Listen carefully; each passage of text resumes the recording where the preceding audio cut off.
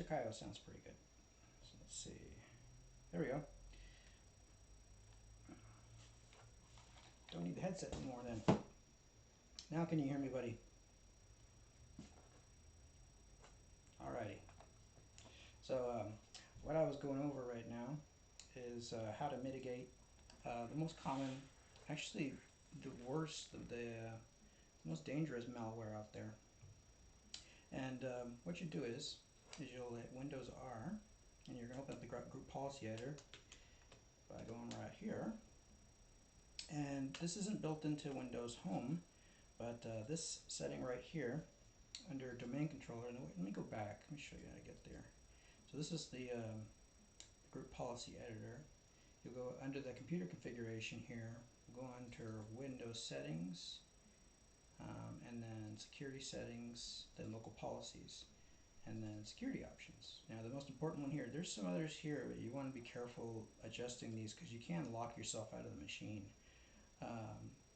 Like for example, if you go down here and require a smart card, and you don't have a smart card, you're never logging in again. But anyway, the only one that you really need to do is this one, allowing server operators to schedule tasks.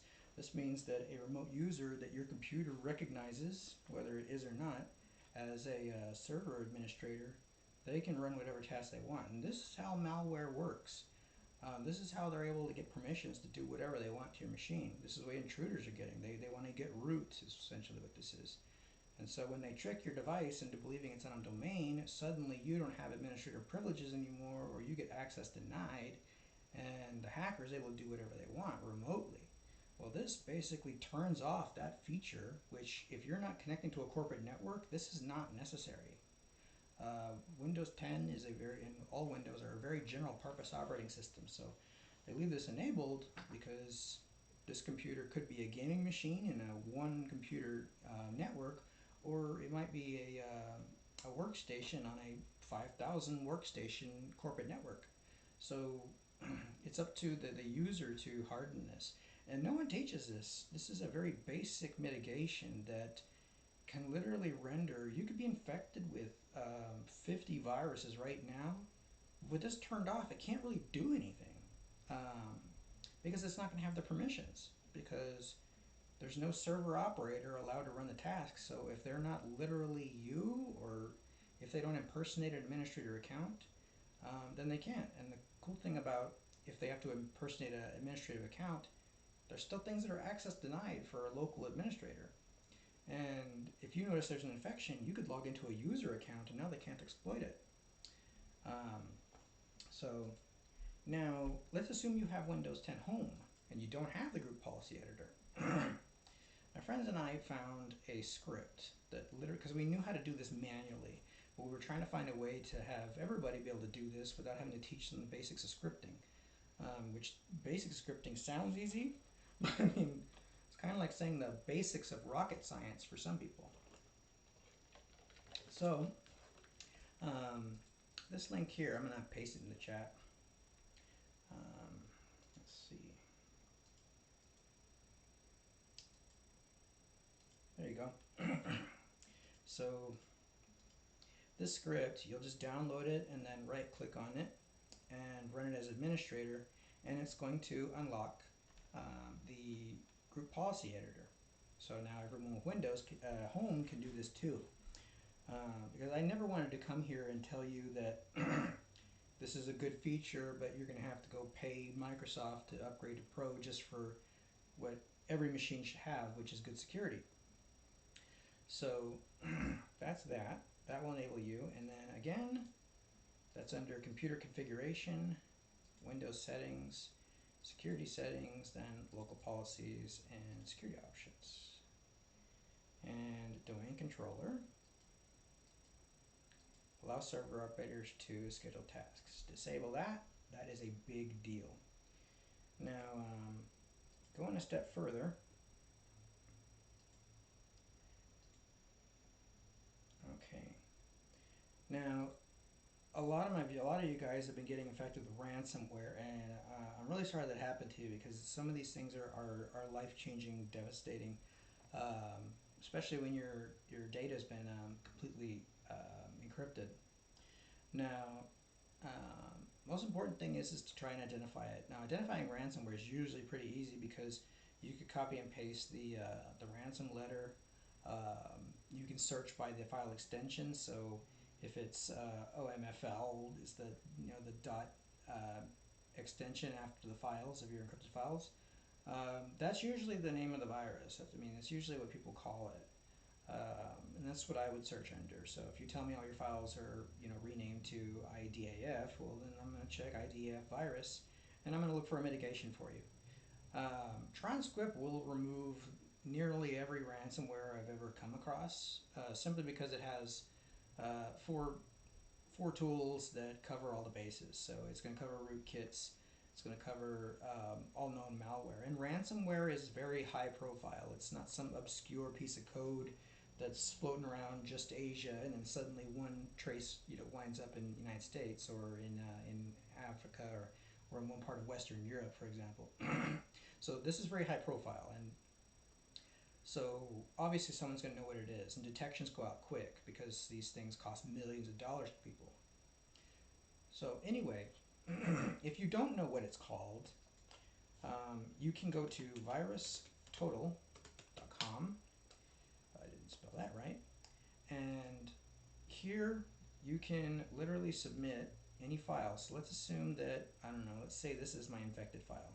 It's not, but let's assume it is. This is going to check it against all these antivirus scanners. So it's checking Trend Micro, Symantec, Sophos, Microsoft, McAfee, everybody. And if it comes up as, if it comes up as one detection, that's not really indicative of an infection. But if it comes up like with 4, usually 3 or more is the signal that it's a suspicious file. Now there are some emerging threats that won't be detected yet, like maybe you're one of the first. Still submit it here, because then guys like me can research into it and look for a fix, and also we can develop a signature to detect it. I usually go for solutions, and I leave the detection up to some others. So pin width on Windows 10 Pro is set as not defined. Is there a risk of disabling? No.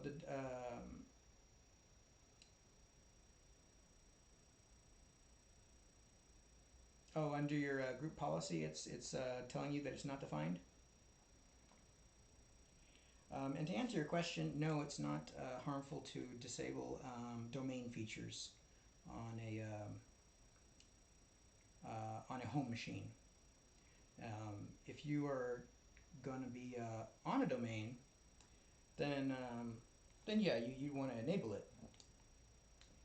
I've lost my chat window. Pull it up here. But it doesn't break it.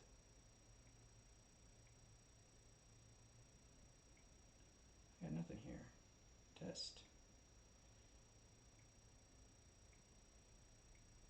Open it up again. There we go. So if you're not on a domain, then you don't need the domain features. They just get exploited. It's kind of like when people activate the built-in super admin account that's built into Windows. It's a cool thing to have, and I do use it as a solution, and I'll tell people how to do it. When, for example, they lose all their permissions, they're not able to open anything. This is after they've already cleaned the machine, but they aren't able to open up basic things in the control panel because they've lost administrator privileges from the malware. Well, to fix that, you could activate the built-in administrator account, and the way you do that. Now, this is not something you should just have online all the time. But in the event that you need to create a new user account with administrator privileges and your current administrator account is hosed, you can activate the built-in super admin account, which is net. You'll do this from a command prompt. Net user administrator. And this works on Windows 10 Home and Professional. On Professional, there's like 3 ways to do this, but this is the way that works for all of them. / yes, no, active. Active.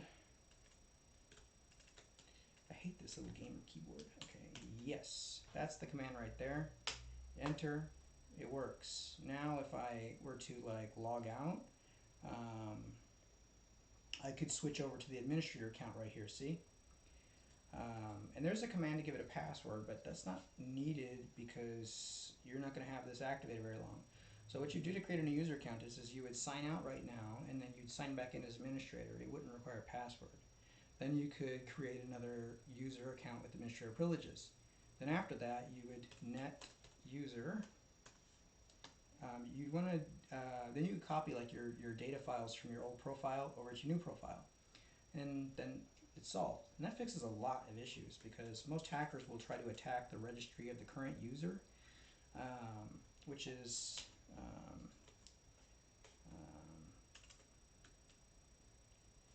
okay. So in the registry here,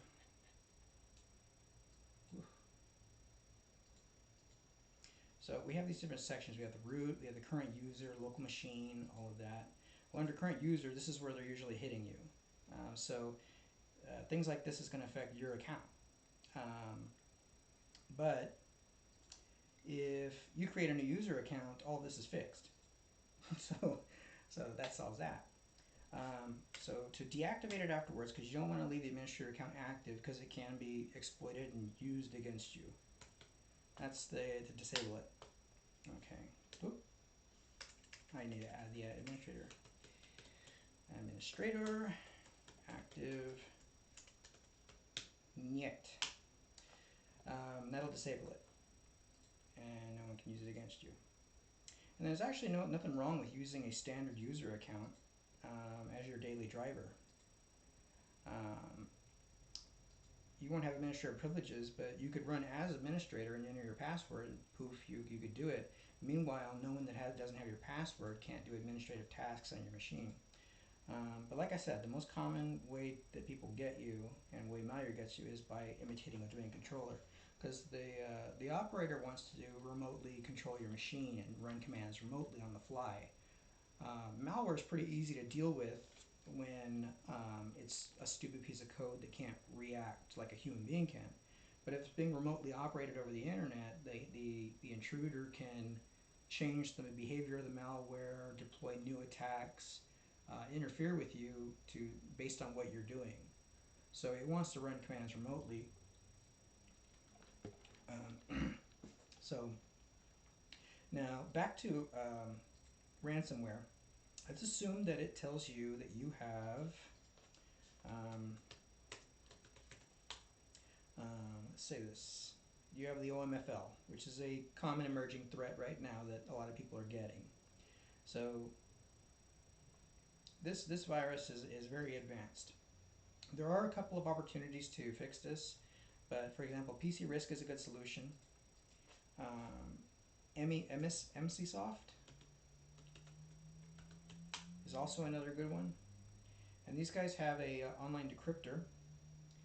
Let's see, and so most of the known malware, you would choose a file, so you go find one of your infected files, one of your encrypted files, and it'll identify if it's decryptable. This is not the only source. There's another one, Ransomware decryptor. I didn't spell that right, but close enough. Okay, No More Ransom is another good one. This one is smart because it will not work. It will not give you tools unless it the LDAP and netlogon. What are the correct options? You can leave it alone unless you have a specific reason for that. I don't have a specific reason for you to do that. LDAP is you being able to see other things on your network. So turning that off could mitigate something if you were specifically trying to prevent a malware from spreading on your network. However, doing that preemptively, you're not going to be able to access shared files, printers, things like that, streaming to Chromecast. None of that's going to happen. You're going to be basically on a public network, blind to them and they're blind to you. So maybe you have that reason, but you can cause other kind of issues if you're not doing something specific. And there's better ways to mitigate network spreading, such as VLANs. I'm about to go into a video. I can go over it with you guys if you want on network security if you want. Let me know. Because I have a DIY super secure firewall build, which is super easy, super cheap through eBay. That's what all these boxes are. Building your own pfSense router. But yeah, through network security is a much better way. For example, if you have all of your surveillance cameras on an isolated network that no one can connect to, that's a smart thing to do. I do that. Having your IoT devices, that's your smart home. They're not really smart, they're dumb, that's the problem. But you have your Alexa stuff, Fire Sticks, Chromecast, Google Home, all that stuff you have on a separate network from your main LAN or what we call management LAN. And you might have servers on another LAN. You'll have rules that who can talk to what. Obviously, you don't want there's no reason for an Amazon Fire Stick to communicate with a computer workstation on your main LAN. So you might have that on an IoT LAN, and you can communicate to it, but it can't communicate to you. So you set that up in rules, which sounds more complicated than it is. It's actually not that hard. It just takes some time. And it doesn't get done in one day. You might set it up like, okay, you have your network the first day, you just get everybody connected. And then the next time you have time to mess with it, you might separate all of the IoT devices onto their own VLAN, and then you just put one rule that stops IoT from talking to LAN, but you allow LAN to talk to IoT. And then you can get more complicated. You can start, making it more complicated. But to do that, you need an actual firewall appliance. Something that kind of worries me is the way that the current threat actors are working. They're pretty advanced network level attacks. And when you deal with things on the host level, or at your basically Windows firewall or your own firewall software, bubble wrap. I got this off of eBay for around $70. I'll show you what it is.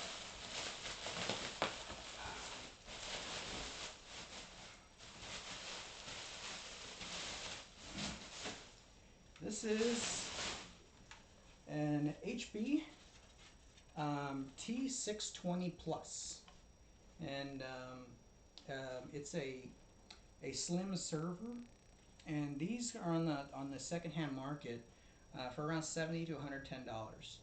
Let me look up the specs on this for you right on the screen so you can see it. Let's see, T620 Plus, and there's other people.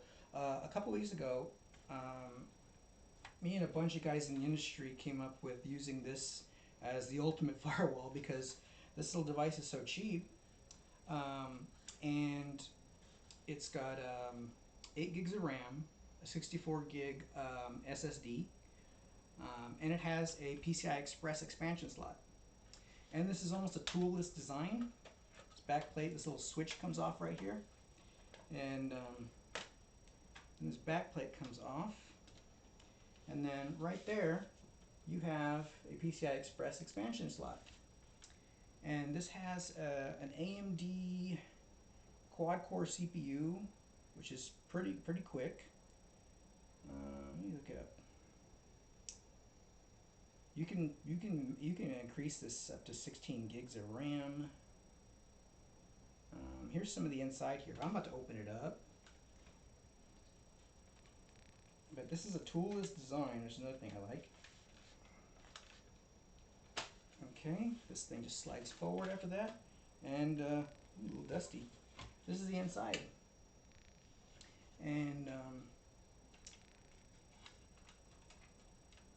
make sure I don't break it. Oh, here we go. There we go. So this little thing comes up like that, and you have the processor here, RAM under here. There's a SanDisk mSATA there. There's a Wi-Fi port there, and we have the riser right here for the PCI Express expansion slot. Now, so this thing cost me $70 on eBay, and this is HP Enterprise. So, and then to go in it is the power adapter, which a lot of them don't come with it. I got that for $3. And what we got here?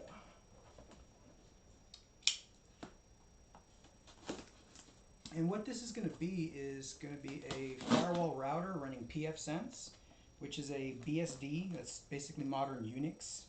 It's more secure than Linux, which everyone thinks that Linux is like so secure. I use Linux all the time. There's plenty of problems with Linux too. It depends on the user, just like Windows. Theoretically, Windows 10 is a very secure operating system in responsible hands. Okay, this is for a different project, but this is similar. This is a super micro server dual gigabit NIC card. The one that we're going to use for this one is an Intel Pro 1000, which go for anywhere from $12 to $20. I think that's what this is. Yep. Again on eBay. The only thing I had to go on Amazon for was for a mini DisplayPort to HDMI, because this thing doesn't have a HDMI on it. It's got DisplayPort, which is real common in the enterprise market a few years ago. But yeah, this is a quad port gigabit Intel Pro 1000, which is going to slide right in here. And then I have 4 Ethernet ports to work on my router. Now pfSense can be finicky with Realtek and non-Intel NIC cards, but let me show you what we're going to build here. And I'm going to put a tutorial on how to do this. But I'm currently on Ubiquiti's Unify with their security gateway, but with the high-level networking I'm doing and how much I'm pushing it, it just let's see. Glad to have you, dude. But yeah, been doing some research over these last 4 months and been swamped. I got infected by one of you guys as attackers. Apparently, some of the guys that were messing with you guys didn't like that you came to my page and were able to defeat their malware. So I got targeted by a couple of state actors, a German hack team. Also got hit by SedNet, so kind of felt lucky to get hit by a very famous hack team known for hitting the DNC in 2016. And they hit me with the worst malware that is known to man, which I was kind of glad to get because I was always curious about them. I know it's kind of weird, but it's what I do. It was a UEFI firmware rootkit. Had 2 different versions. The first one that hit me came in through a Cody box, which they found a vulnerability there. They're going to find a vulnerability. There's no way to be unhackable if there's a human person with skill, especially a team, and they're determined to get in. Because if you're playing defense, you're sitting there reacting, waiting for an attack, and hoping that you're prepared, and then responding to an attack. The attacker can get a whole bag of tricks. They can leave, come back with new tricks, and they'll see if you're quick enough or that you're set up for it. But if you're not, they just go for a weakness, and it doesn't end until they get tired. So they're going to get in, but you can deter the amateurs. I am upgrading my network security because at the level of security I run on my network, it really slows down the throughput because I'm running intrusion prevention systems, deep packet inspection, so I can see exactly what's coming in and out of the network, and it's logged. I'm running a Pi-hole, which I'm going to show you how to do. It's not on this Raspberry Pi. I don't know if you guys are familiar with Raspberry Pi devices. This is the Pi 4 8 gig, which I was running a Kodi box off of. I'm not sure what I'm going to do now, but it doesn't come like this. It comes in a little box like this. It's just a single board computer. Right here. Oh, sorry, I'm getting sidetracked. I'm not going to be able to edit that out. But this is the pfSense website, and if you look at these products, this is their entry level. And this is a $200 router. But if you have this thing activated with the security setup, and you have VLANs and the feature setup, you're going to be limited to, I think, 86 megabits. And then, you know, to get faster speeds, they're a bit overpriced. But these are the guys that make pfSense. Here's the specs here. So when you have the firewall and IPsec VPN on, you get 46 megabits, which isn't bad for a home user, but this is $200. To get faster than that, like with a firewall enabled, you have 341 for 300, and then for a gigabit, you got to pay $400.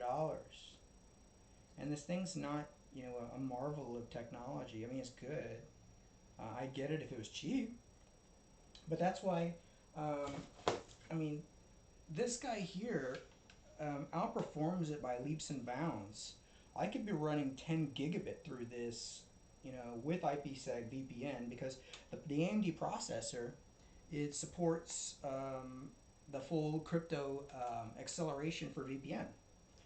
And so I could run Snort, Suricata. Those are IPS, IDS, intrusion prevention systems. But yeah, the software is free. So you can make your own router. There's tons of ways to go about it. Your computer's doing just fine. Awesome, dude. Yeah, I remember you, man. I was wondering about you. I'm glad, man. Awesome. Doesn't it feel good? You know, I mean, I know how stressful it can be to get breached like that. And I mean, that's why I stay up late with you guys, because I know you're not getting any sleep. So if I know how to help, I'm going to help. And a lot of guys aren't happy that I'm giving away so much free kind of tech insider stuff, because, I mean, the tech industry charges you for this. But it's ridiculous. I mean, I got out of the industry,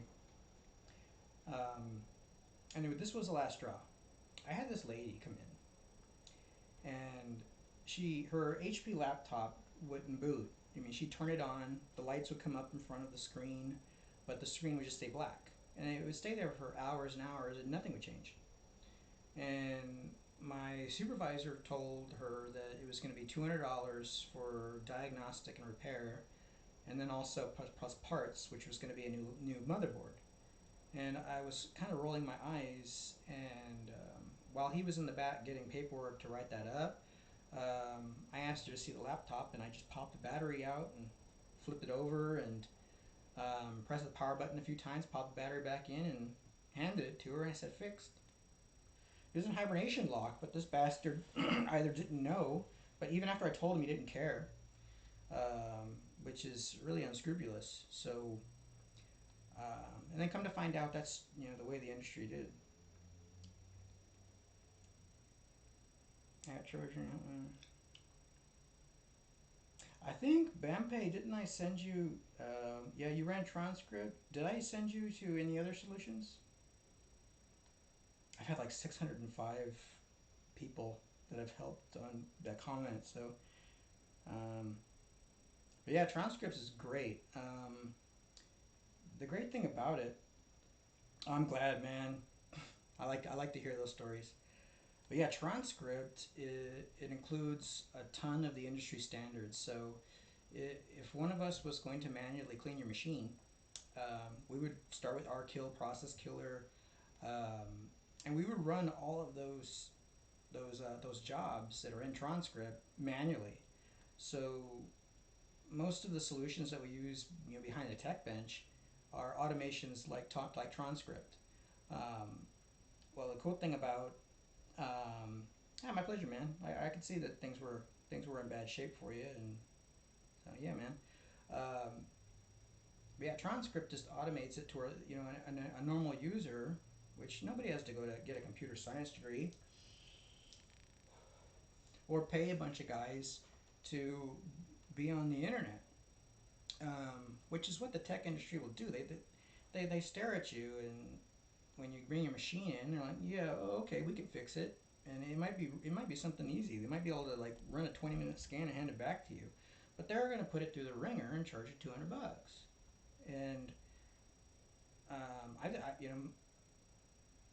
there are clients that want that. I mean, I've even used that service. I mean, there's a couple of tech shops in my local area that I trust, and they're guys that are like me, and I'll have them do it because I might be swamped with server operations, and I don't have time to work on a machine. So I said, hey, can you just do a clean wipe on this and OS reload?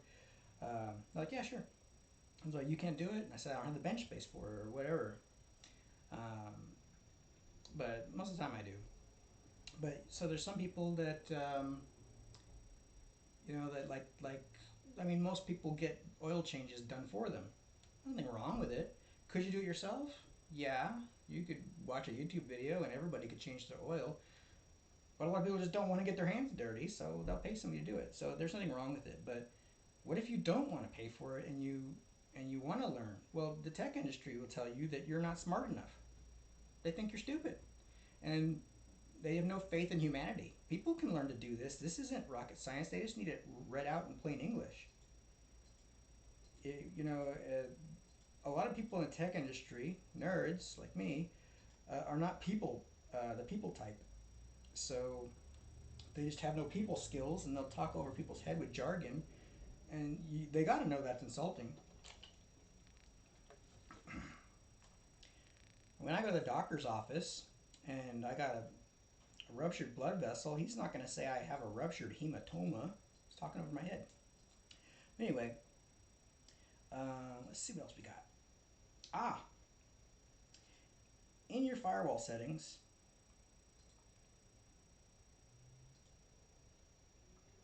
if there's a couple of them that I would recommend you do.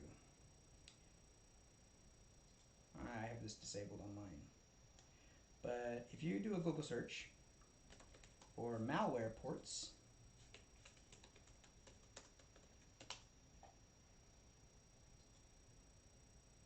take a look at this. These are a good idea. Now, you don't want to close port 80 because that's the port you'll use for non-encrypted HTTP. 22, you might consider closing if you don't use SSH, which is this. If you're not manually connecting into machines on a command line level, ever, no, don't think that's the port. Then you don't need to have the SSH port open.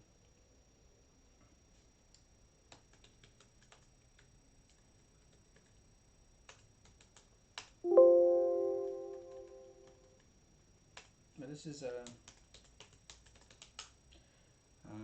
a command line for logging into. Oops. I don't remember the password is for that. Here we go. There's my USG. Okay, let me just do it in Unify. This is not going to be my router for very long because tomorrow I'm doing the firewall build.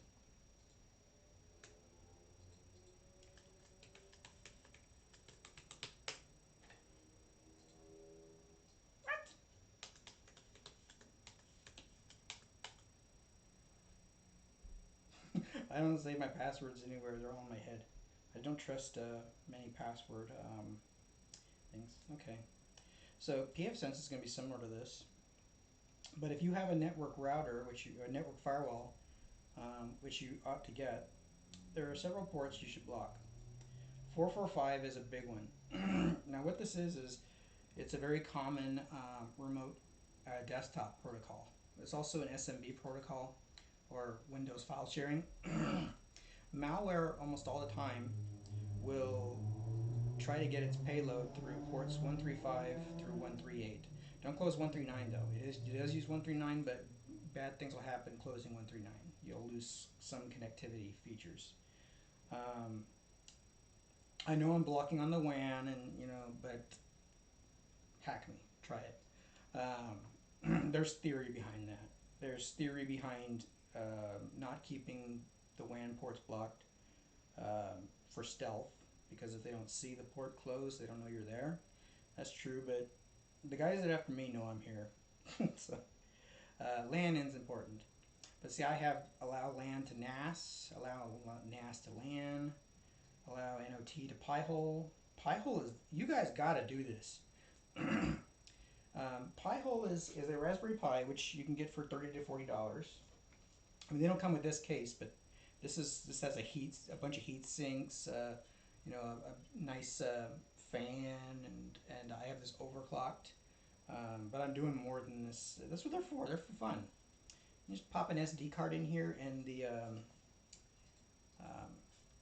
what this does is this is a sinkhole for all ads. But you can add, there's tons of lists. For example, malware domains, where all the biggest malware tries to connect to download its payload. If you get infected with one of these and you have the malware domain blocked, then it's not going to do anything to you. But yeah, you can just go here. Once you have a Raspberry Pi and you have it installed with Raspbian, I'll do a tutorial on this. I'm just going to go over it, but this will be your interface. Once you have it installed, it's going to have a web user interface right here. And look, I've had a total of all your network devices, they're being tracked all the time. So it's not just ads, but there's trackers. There's people that are building a whole profile of you to know what you're going to click on, to know what your interests are. And then, yeah, there's Big Brother too. The NSA is looking at you too. Out of all these 27 queries, 43 got accepted, got blocked. But I have like uber settings. Okay, so my laptop, this is my iPad, but I have blocking Apple's trackers. I have Firefox's trackers blocked. This is another telemetry. Go to all. And see this? I mean, all of these. And let's assume that one's not on the list here. You can blacklist them. So let's assume that I look at this here, avatars, and I search for it and find out what it is. If I find that it's if it's malware or it's malicious, I can check it here on Alien Vault, and I can go ahead and manually add it to my blacklist. Okay, these are not malicious. Okay, so anyway, I knew that. I was just showing you. But if I wanted to block this, this is a poll server for LastPass. Technically, it's a tracker, but it's not a big deal. I could blacklist it right here, and the blacklist, you get like 5 of them that come with it, and it's pretty good. That'll stop like 17% of all queries. Some queries you want, because this is actually going to track your network's traffic. I keep tabs when my kids are surfing, so I can see, oh, you were watching YouTube. That's my antivirus. This is my router. And this is normal, that's from GitHub. But I can see where everyone's been. Pi-hole.net, we were just there, see? But yeah, this is great. And you can whitelist things. But yeah, this shows you everything that's going on, the types of queries, what they were answered by, and basically what you do, this is your DNS server. You have a private DNS server, and it's super fast. It doesn't require a fast Raspberry Pi either. You could use a Pi Zero, which is a little chip. It doesn't even have an Ethernet port. But it only uses like 100 megabytes of RAM. So this 8 gig is, I'm using a 4 gig for it, and it uses, look, it's at 37 degrees, just got a basic setup, and it's using 5% of memory usage. Nothing. So a popular thing to do is to set up your set up a private DNS as maybe Google, Cloudflare, Quad9 that are more secure than your ISP's DNS. Well, instead, you're setting up Pi-hole to be your DNS, and everything gets filtered through. So all ads, trackers, and if you add malware domains there too, they get sent there instead of to your device. You notice how I haven't had ads? So I go to all these places, I'm not getting ads. I go to like Google results, and we're not going to see ads on the side telling me about getting a penis enlargement. Nothing. See? Gone. They're not here. Speed test by Ookla. There's always ads here. You guys know this. There's always ads. Not here. Not my problem. Get out of here. And then it shows you your top domains that are permitted, your top block domains. And Pi-hole is actually a really good counter hack, because if you're seeing some funny stuff go on, you can go into the query log and you might see some bad actor connected to you, and you can just go over here and blacklist them. So it's kind of like a firewall. So that's a really good thing to have. Now with pfSense, there's a feature called PF blocker, because pfSense can be your DNS server as well. See this setup here? This is an enterprise setup for a rack. I have a rack server, but I don't have the need for a whole rack router. I was looking into building one, but it just wasn't cost effective, and they weren't as power efficient. But this HP Slim client is like 5 watts, and it's silent. And that's a big deal when when you're me and your router is your network is behind your TV, and my wife's not a big fan of all the stuff I do, but if she doesn't notice, then there's no problem. So it has to be invisible. But yeah, these thin clients are. There we go. I'm going to take a look at eBay real quick and see what the current prices are, but you guys ought to get one. And I'm going to do a tutorial on how to do this start to finish, but you just pop in a USB and boot it up like you're loading an OS, except it's a router OS firewall, and it's currently the most secure, robust firewall you can get right now. So everybody in the enterprise market is using this. So when we get started, tomorrow I'll show you guys exactly how this works. Yeah, Pi-hole for sure. Let's see.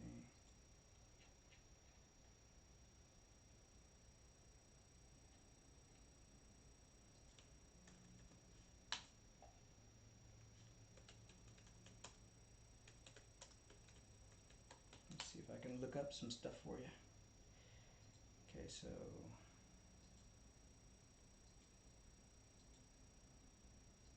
yeah, this is their web interface here. There's tons. See, this is the community. It's an open source router, and you can make it as complicated as you want. You can make it as simple as you want, but it's super simple. Another thing I'm going to teach how to do is something that I've been running for the last 4 weeks. It's called a honeypot, and what a honeypot is it could be a Raspberry Pi. It's a decoy. We were talking about SSH on port 22. You can close port 22, but I got an evil sense of humor, and I hate malware actors. I think that they're bottom feeders in the hack world. I'm from a white hat hacker background. Used to speak at DEF CON, was part of HackNet during the early 2000s, even when I was 16. And these guys are bottom feeders. They buy the malware on darknet, deep web, for like $30, but then they go wreak havoc just spreading it around using copy and paste abilities, but they're just identity thieves and bad people. So when they'll destroy your computer just because, no reason. They might have taken everything from you, taken your identity,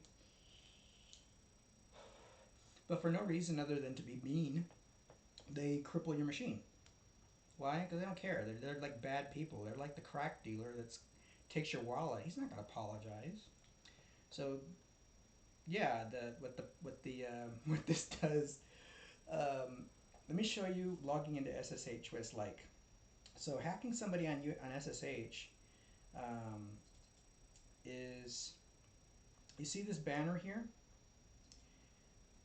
This banner is your interface that you get when you're trying to log into somebody's server, route, or machine. And this banner, it appeared instantly. But what if you made it appear one letter every 20 minutes?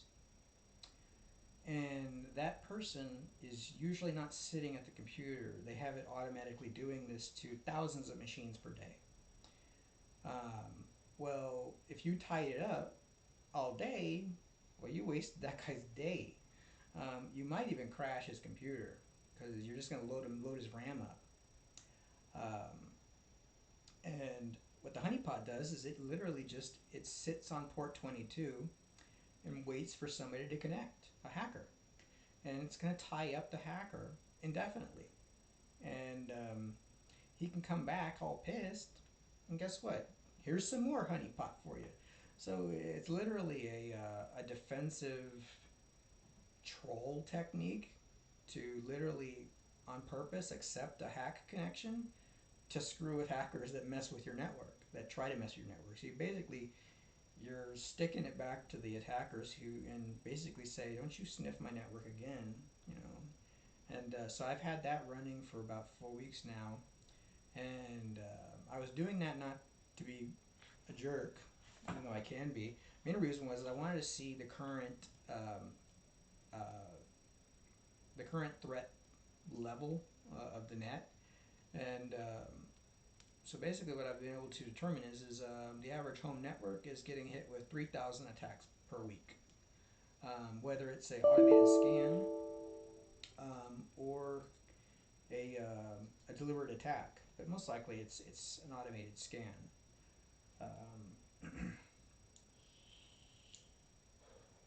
And that's unnerving because if you don't have a firewall,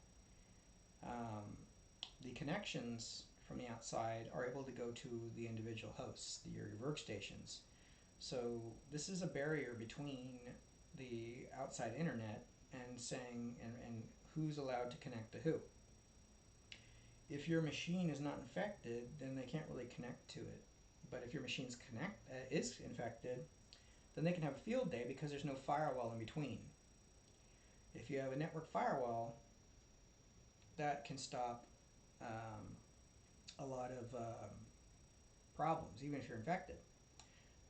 When I had that UEFI firmware kit on my machine, what I did was, say I have remote desktop protocol blocked on port 3389.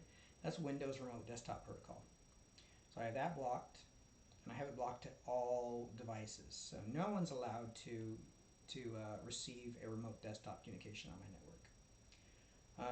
This is a particular Trojan horse that attempted to infect one of my Windows machines. So I went ahead and what I did was I Wiresharked and analyzed where it was trying to connect to, and I blocked its IP address. Now doing that in your firewall settings is useless because the Trojan's already going to open and port forward its way out. So first thing it's going to do. This is another one. This is another one. So I have a bunch of my IPS automatically blocks some too. And then for Windows file sharing, or Samba SMB3, I have it specifically allowed to go to specific places, and I don't have it just allowed everywhere because I don't want a piece of malware, God forbid, to infect the machine that's not file sharing, but suddenly it is, and it's using that protocol to download its main payload. Because here's the usual threat vector. You get some kind of adware by clicking something. Now it's a tiny piece of code, but that tiny piece of code might not be detected, and that's the point, is to get some tiny foot in the door, but it's just so it can download its main payload. Once it downloads its main payload, then you get the explosion where, oh my gosh, I'm infected. Well, properly written malware is going to make it to where by the time you notice it, it's too late. It's difficult to remove at that point. They've already successfully blinded your malware prevention, your antivirus. They've poked holes in your firewall, and they've set up a bunch of communications through SVCH hosts. This is a program called Process Hacker. It's a freely available program. This is like a task manager on steroids. It really lets you see what's going on. Now, these SVCH hosts, these are outside communications. So malware is going to use one of these, or several of these, and start communicating. If you ever want to try this out, it's fine. It's a program, I recommend everyone getting it if you're going to get into malware research. What you're looking for is, first you'll right click here, choose columns. I like to add command line and integrity, so I can see exactly where it is here, the exact command it's running. Now these might not mean anything to you, but look for the ones in purple. I don't have any in purple because I'm not infected, or I don't have any suspicious programs that are debugging things. Hey man, I'm glad to hear that your machine's doing better. I'm really glad. Yeah, Process Hacker, if they are, if these things are in purple, it means they've been debugged. So if something's debugging the kernel, it's not a good thing. But you can right click on something here, at properties, and I can see a thread that's doing, and I can see the modules. Now this is a healthy SVCH host because it has many modules. Malware is going to use one or two. It's going to be really odd like that. This is all the memory it's doing. And if you don't know what DLLs do, DLLs allow you to use one exe file to do many, many things by injecting the DLL into that exe to do something different. So for example, if you just double clicked on SVCH host, that's just going to trigger it to do its one thing. Well, with a DLL, you can cause an exe to do thousands of things. So that's how Windows works. It's the dynamic link libraries. Malware works the same way. So there might be a DLL file causing SVH host to connect to a malware server instead of to Windows Update, for example. Let me tell you something here. A really odd virus I came across last week was it was a terrible virus. It was nasty. I ran it on a virtual machine, and it almost infected the host. It was very smart. It came from another attacker, someone that you guys came into contact with, and they wanted to take it out on me because you defeated their malware. Win for the home team. And it used the BITS service, the background intelligent transfer service. I'm going to go into services.msc. You can disable this. Now what this is going to like perturb you, so you're going to agree with me. The background intelligent transfer service is how Microsoft Windows Update lets your machine act as a file server to give Windows updates to random people on the internet so that Microsoft doesn't have to front the bandwidth. They're going to use you as a drone, as a botnet to provide updates to other users. And double click on this, switch it to manual, and then hit stop and then apply. That'll stop Windows Update from using the bit service and sucking your bandwidth. Microsoft just loves to save a little nickel here by using you as an update server instead of doing it their darn self. Another service that you should turn off, unless you are remoting into your machine on a regular basis, is down here in the R's. Remote desktop services, obviously. Right click on it, or double click on it, switch it to manual. I know you want to hit disable, but you want it to be manual because if you install TeamViewer or something that uses that protocol, you don't want it to give you some error and fail to work, and you might forget you disabled it and you don't know why it works. It doesn't work. So switch to manual so that if you install TeamViewer, it'll automatically turn it on, but it'll turn it back off after you disable or turn off TeamViewer. And then hit stop and then apply OK. And there's two versions of this. Another one you could turn off if you're not doing any file sharing. Oh, here's another one. Where's remote registry?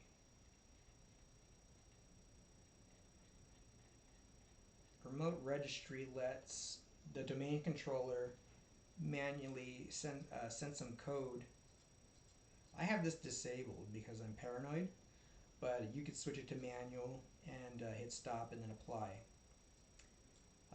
If you're not on a domain or you're not administrating your computer remotely from a workstation and you're basically a server administrator, then you don't need a remote registry. Matter of fact, the most users are not editing their registry on their main machine. So if you're not even editing your registry on a regular basis, why do you need it enabled to be modified remotely? Malware does that all the time. There's a specific vulnerability in browsers. So if you go to a malicious website, it's going to execute shellcode, which is going to then utilize the remote registry and make changes to your registry. And that's how it'll infect you. And all this happens in a millisecond. So when that pop-up comes up and your malware solution didn't catch it, you have that pop-up come up and you close it, but then you're infected. Should you not have closed it? It doesn't really matter. The pop-up came up. The fact that it was able to generate that pop-up means it's able to generate content on your machine. So that's how bad websites are. And why you have to be so cautious. Oh, more tips. We'll get back to this. I use Firefox. I don't use Chrome because it's a bit of a privacy nightmare. Firefox isn't perfect, but it can be fixed. Under add-ons, I use Malwarebytes Browser Guard. You guys know about Malwarebytes. On Windows 10 Pro, these settings are already stopped and disabled. Yeah, oftentimes they are, and they are after you've ran transcript, for sure. If you perform a clean install of Windows 10, they will be enabled by default.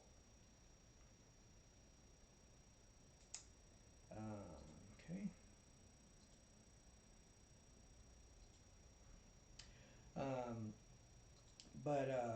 If you're running some good security software, meaning you paid for it, it will often disable those features for you, which is a really nice feature for the general consumer who's not a Windows 10 Pro.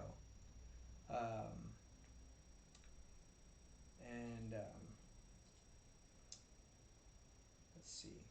So Malwarebytes Browser Guard is really good. It's going to essentially be just that portion. I like Brave. Its privacy features are solid. I'm not a fan of the interface. I use it on my phone. I don't care for the desktop version just because of the interface. But the browser is superb. It's quick. Privacy features are spot on.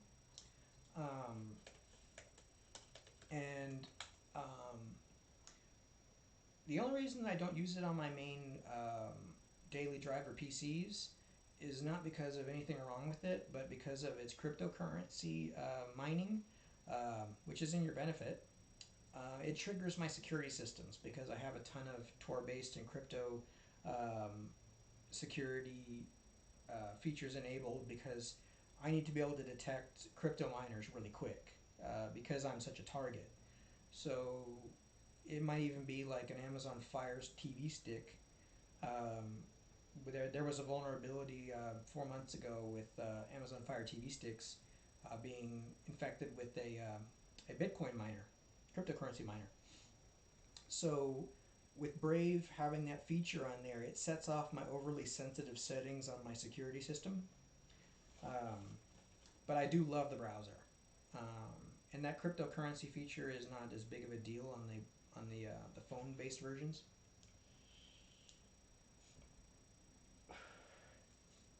But yeah, Brave is great. Opera and Vivaldi are Chinese owned now, so there's a bunch of security and privacy related issues with Chinese made software. But even if there isn't right now, I mean, there is right now, but even if there wasn't right now, if the Chinese Communist Party decides that Vivaldi is going to implement something they want to snoop on people, then they are compelled to do so. Or they can go disappear and the company will be absorbed into the Chinese Communist Party. That's the way it works there. Huawei was banned in the United States because President Trump was alerted that there was some spy-related features in Huawei phones that were being sent to the United States.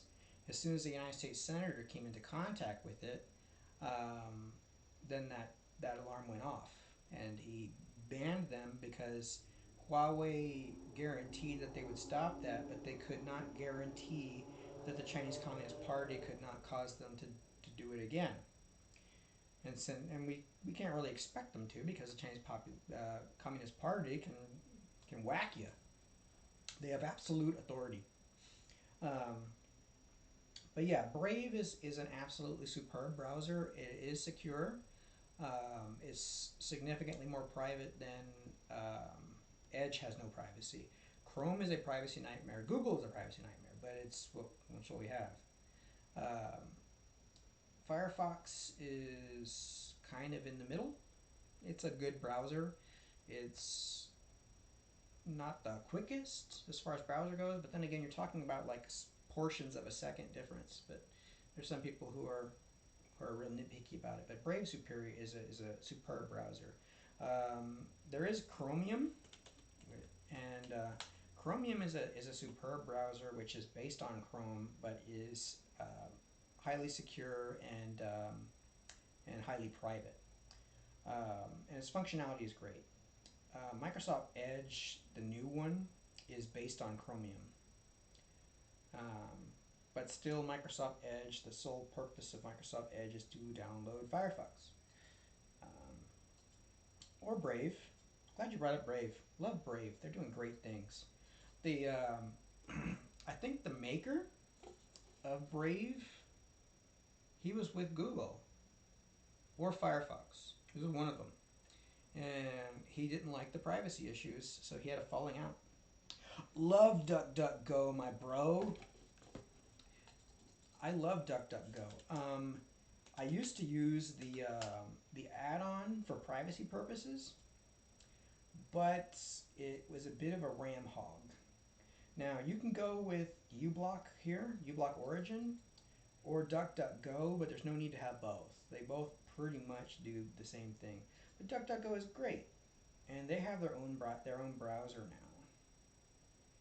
Now the browser is okay, but DuckDuckGo is my preferred browser. I tend to use Google during tutorials because I'm going to get different results than people watching.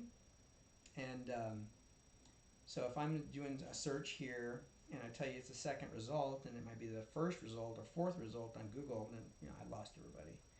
But yeah, DuckDuckGo is my preferred browser. extension. I run DuckDuckGo, the browser on mobile, particularly when I'm on public Wi-Fi. But then I also VPN. Gotta talk about VPN. No, I'm not going to tell you about, hey, get ExpressVPN, it's great. No. Actually, to the contrary. A word of warning. If the current emerging threats are encrypted. Now, how are they encrypted? Because if they're encrypted, your computer can't read them. Well, they can if you're like, when you're communicating over HTTPS, you're having a handshake with the server, but that's usually consensual. Like you meant to log into Gmail. Well, your antivirus can't detect encrypted traffic. It has to wait until it's decrypted on your machine, and then it can read it. And by then, hopefully it's fast enough and it stops it. And usually it is, depending on who you use. And I'll show you who I use. When you're using a VPN, all your traffic is encrypted, so yes, your privacy is better, and a lot of them will use like malware, conscious DNS servers. Like for example, NordVPN uses CyberSec, which is their DNS, which basically is like a pie hole. It has a bunch of malware domains logged there, and it tries to keep you safe. Why do they have it there? You might think that it's like a selling point, like, hey, we're going to keep you extra secure because that's how great we are. No, they're making up for the vulnerability loophole of encrypted traffic. If you hit a malware domain and you're on VPN, that whatever it gets sent to you is going to be encrypted, so your antivirus can't see it coming over the net. Also, any kind of network filtering that you have at your network level can't see what it is either because it's encrypted. So you could inadvertently infect yourself. So when using VPN, yes, you're private, but be extra careful because your ISP can't see what you're doing, but neither can your security.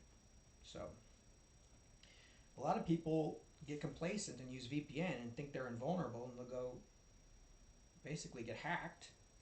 And since you're creating that tunnel, whoever's connecting back to you is using that same tunnel. They're not blocked from it. You're only stopping another third party from coming in the middle and intercepting it. But if you're connecting to a hacker, then he's communicating back with you with whatever tunnel you set up. So VPNs are great, and I use them. But you just got to understand what they do and what they don't do. And be aware of vulnerabilities that they do present. Okay. Ask me something, fellas. What's on your minds? How's everybody doing? You guys recover from the onslaught of attacks this winter? Wasn't that a nightmare? Jeez. I think we had like 350 viewers come in needing assistance with some of the most amazing malware that I've seen since 2016. Had one guy had this incredible piece of persistent ransomware. He wiped his drive, and good to see you too, dude. That's a cool name, dude. Just some timber. Wait, I had to read that to get it. He's talking about poop. So, but yeah, man. Crazy winter for malware. There's, I think we had 7 new ransomware pop up. A persistent rootkit, which I was on the phone for 6 hours with this viewer, and he had ran transcript from safe mode, and yeah, I heard that a lot of enterprise people are getting hit. Not just SolarWinds, but there's something that I've been bringing up to the security firms, and I was being ignored for the longest time. I'm the guy that goes into a tech firm and they call me insane, because I'll talk about emerging threats that they think are impossible. And then when I prove them wrong, then they come to me and I tell them to go take a hike. And I'm like, easily detectable vulnerable using Proton VPN. Yes. You get what you pay for. So there's no guarantee that you're not DNS leaking, which is basically a quick way for anyone who wants to track who you really are. And that's just a fault in the encryption, the tunnel failing. Another thing is how's that getting paid for? Because they're tracking your usage. So anytime you're using a VPN service, you're just transferring the where you place your trust. So since you don't trust your ISP with good reason, you're deciding to trust your VPN provider. Now, if you're a paying client that went into an agreement with them where they say we don't keep logs and we don't track what you're doing and privacy is our biggest deal and we don't cooperate with law enforcement or any government pressure, that's normal. Or it might not be normal, but it's not reason for alarm to just see that. Windows 10 tends to be very chatty, and that's just a nature of the beast. There's ways to tame that. This is a program called Wireshark. It's literally a packet filtering and sniffing tool, which lets me literally sniff everything on my network. I'm gonna go ahead and do a little sniffy sniff. Now, what I'm just talking to you guys here on YouTube, but I have all this talking going on. So now let's stop it here real quick. Let's see what we got.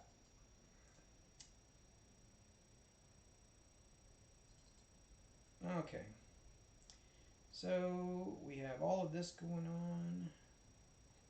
Talking through ports 1935, also through this high level port. Okay, so that's definitely YouTube. So all of that's going on my network, and all of these are, we'll open up Process Hacker, and I'll show you, buddy, how to,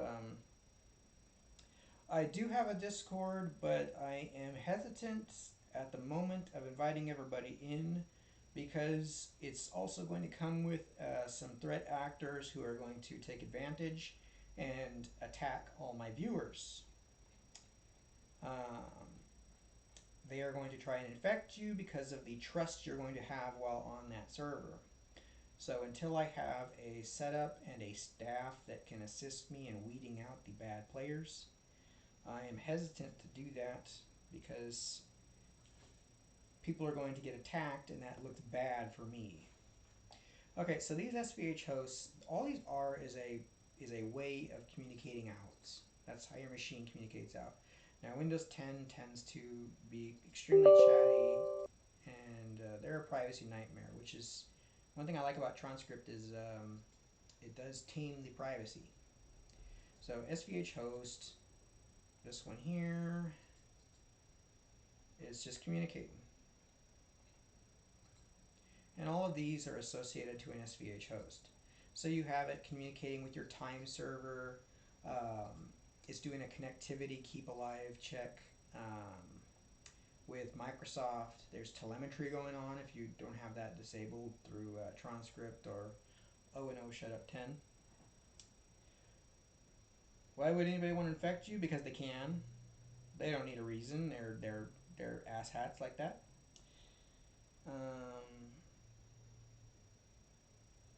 Yep. I mean, I use Proton Mail, but I don't care how reputable the provider is. I mean, I use NordVPN. But if NordVPN had a free version, I wouldn't trust it. Now, I'm not saying it's bad. I mean, if you're at Starbucks or a coffee shop using the public Wi-Fi, a free VPN is at least going to protect you from people on that same Wi-Fi. But the main, purpose of yeah, them hidden folders. Yeah, I mean VPNs are cheap too, so When you could buy them a year in advance for like $20, and you don't have to worry about it. And the cool thing about VPN is you could pirate and save some money there. Sorry, I'm on the underground side, and you can when you're on a public network, they have a lot of things restricted oftentimes because they don't want you getting them in trouble. Yeah, day before yesterday, got some Russian bastards, comrade. Um, we put the bad thing in here. Yeah, I'm hostile towards people in that line of work because they're usually like the type of guys that would rob you on the street, but they're on a computer, so they're human garbage, and I like it when they come to me after they come to you, and I love going after them. Sometimes I'll let them come in, like I'll open up something, so can't tell you everything. I've taken Bitcoin wallets, PayPal accounts, syskeyed systems. Um, I've forwarded their attacks to the NSA.gov. so, so they think they're attacking me, but they're attacking NSA.gov. And next thing they know is they're getting swatted. Um, with Russian attacks, I mean Russian hack teams. Um, there's another reason why you need to get an advanced router. Um, is because you can enable Geo-IP filtering, and that does exactly what you think it does. But let me show you my current setup.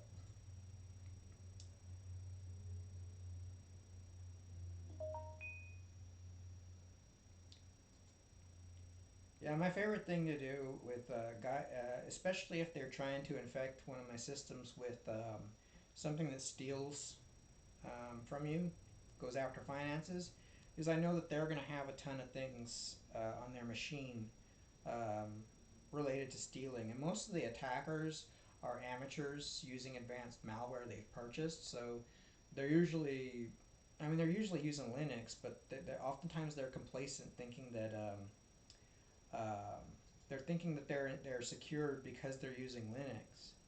Well, Linux has default passwords for SSH and Telnet and other things, and not all distros are made the same. To answer your question about filtering, there's different types of filtering. Obviously, firewalling, because I'm filtering out different types of traffic. Geo-IP filtering means I can block countries. So I have China, Czech Republic, France, Hong Kong, Iran, Libya, Netherlands, North Korea, Russian Federation, and United Arab Emirates.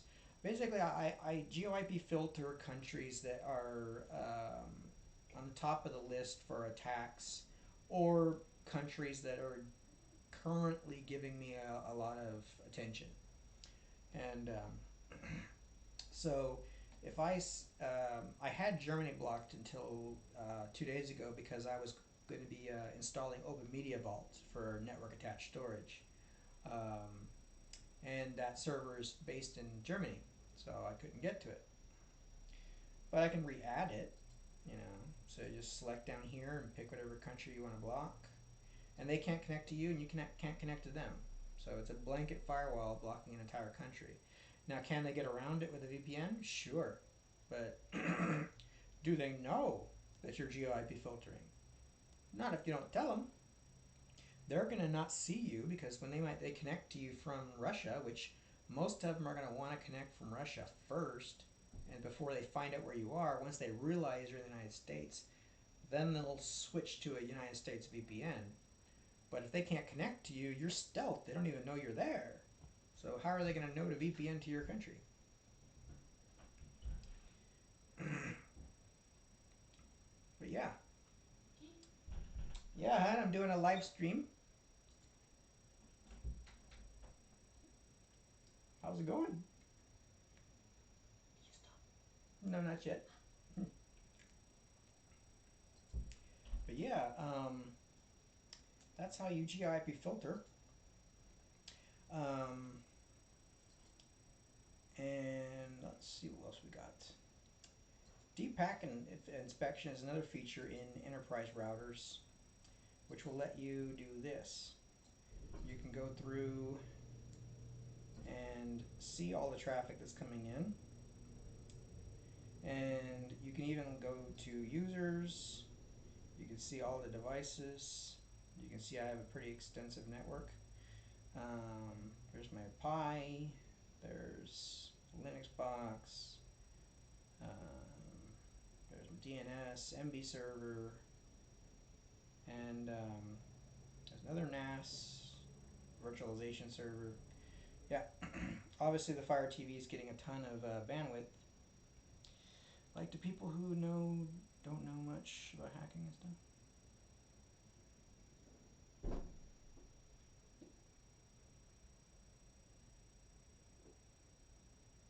Yeah, it's it's a tool that if you don't, it's better to have it and not need it than need it and not have it, because let's give you a scenario. You're getting attacked, or you have a malware and it's in Russian, or you you do a you do a netstat and try to figure out who the heck's connecting to you.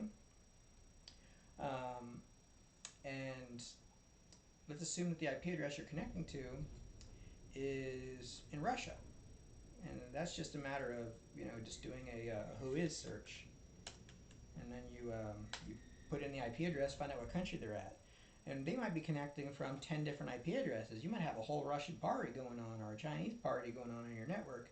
You can block the whole country, so it doesn't matter what they try and do. Or if there's a piece of ransomware that's ravaging the country, and you hear from your research that it connects to a France-based domain, you could block the entire country.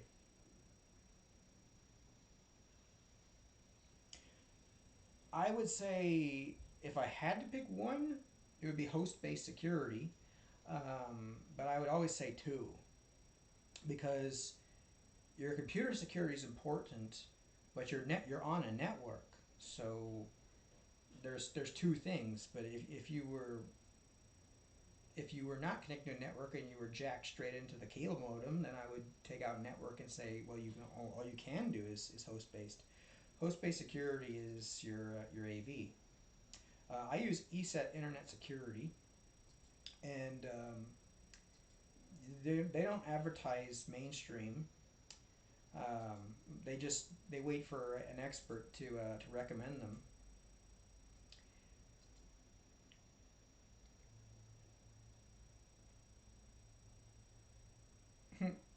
Well, it depends on what you're connecting to. I mean, if you have Firefox open, that's 16 connections there.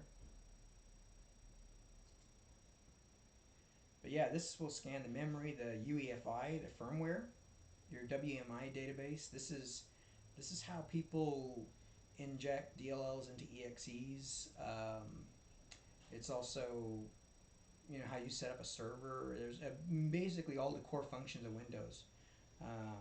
The registry, and it's a super simple setup.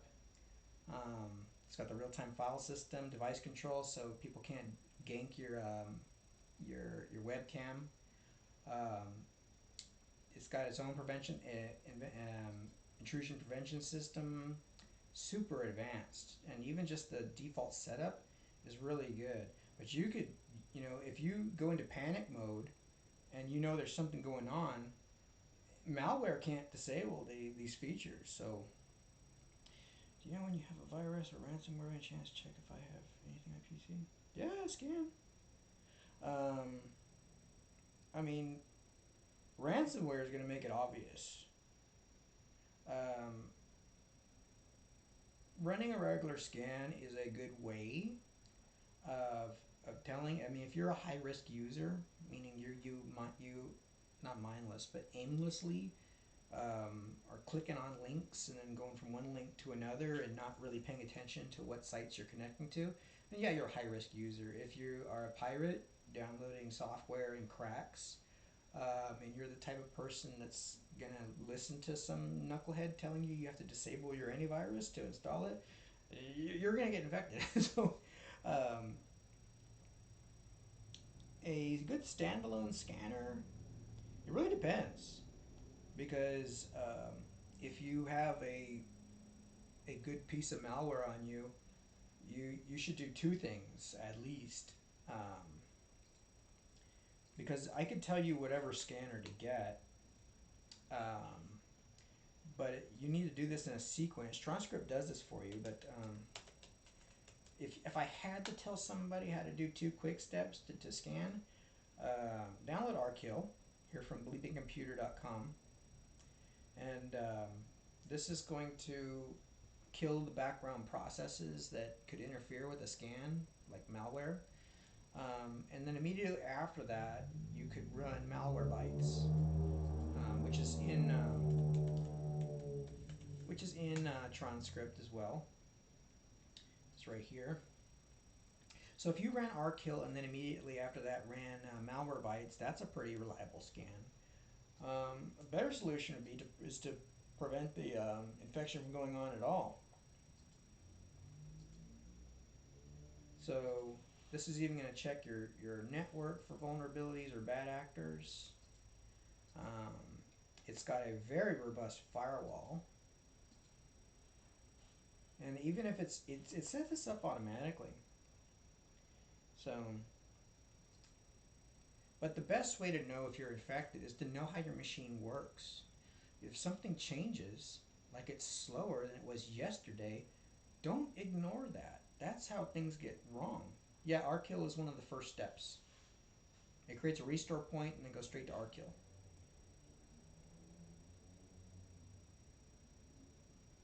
No. No, I can't timber in the lake. There's the people that can do that are doxing people. So they're comparing their YouTube name with email addresses associated with them, and then cross-referencing that with social media accounts, and then eventually getting somewhere with that. So, but no, it can't track IPs through the chat or through YouTube. Um,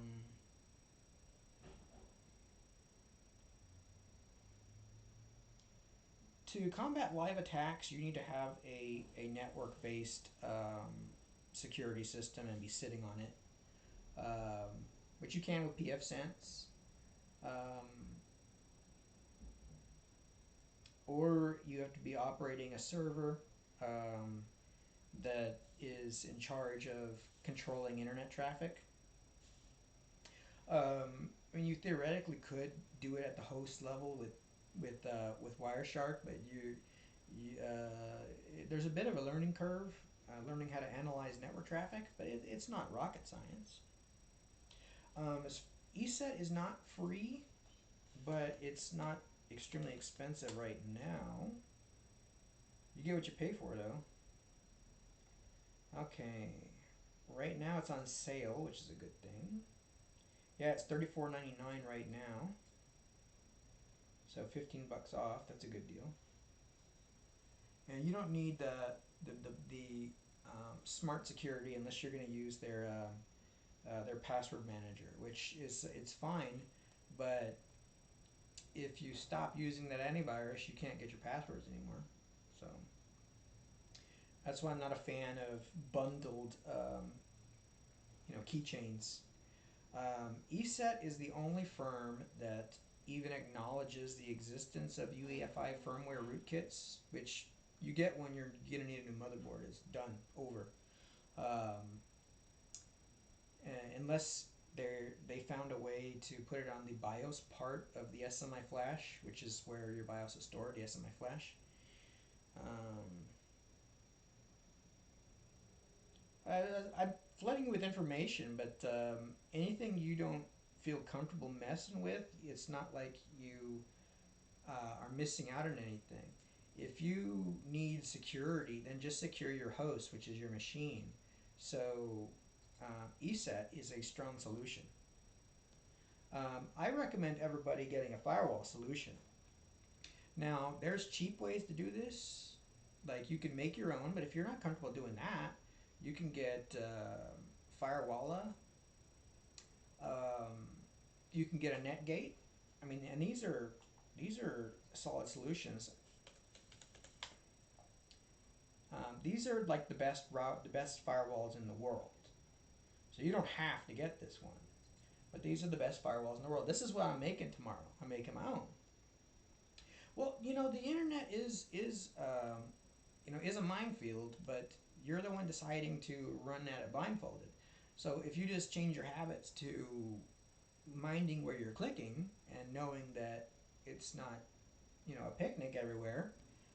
So I would say you would eliminate 80% of your network, your internet problems by not using the word free in any Google searches. There's always a catch. You're either going to get something that's a major privacy hole or is flooding you with ads. Why is it free? So, because whatever you're looking for, if it's free, they have a trial, but you don't have to go looking for it. Awesome, dude. What are you going to make first, JCC?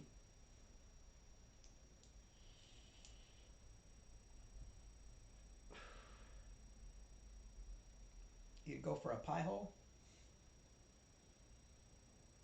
Do it. But yeah, ESET is great. It's gonna scan your network traffic. It's light. Um, it's extremely effective. It has a 97% detection rate.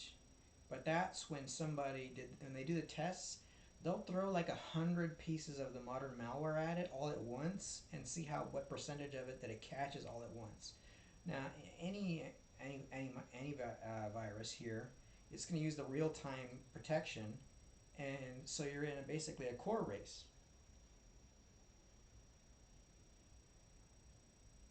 No, not like that, Timber. It happens in a step. So, in steps, first you get the malicious code, which triggers the payload to come in. So, I mean, if they just throw the whole malware payload on you, yeah, pie hole's the way to go. Take back your privacy. Um, so the malicious code sets up the attack. So that's basically its job is to be undetectable and weaken your security. And then usually to download the whole payload. Once the payload is executed on your system, if it is a password stealing malware, it's gonna try and get it from the browser. Now, I'm glad you brought that up. Use a key ring, a secure key ring. I use LastPass, which is actually goes in as a browser extension, and this will secure all your passwords. If you save it to your browser, that's just going into a JSON file, which anybody can download and decrypt in seconds. So it's easy to steal somebody's passwords if they're saved to the browser. Once your security is compromised, that's as easy as downloading a text file. So if it's locked in a key ring, if they don't have your password, it doesn't matter if you're hacked. They can't get your passwords. If you're if you're logged into Facebook, well then they can access your Facebook. Speaking of Facebook, if you are like on the net and something wants to share to Facebook, you are really trusting that site because they aren't Facebook, but you're going to log into Facebook through their website. So if they're not 100% on the level, you gave them your full login info. That's how people get their Facebooks hacked. Oh man, sorry. Let me move the camera.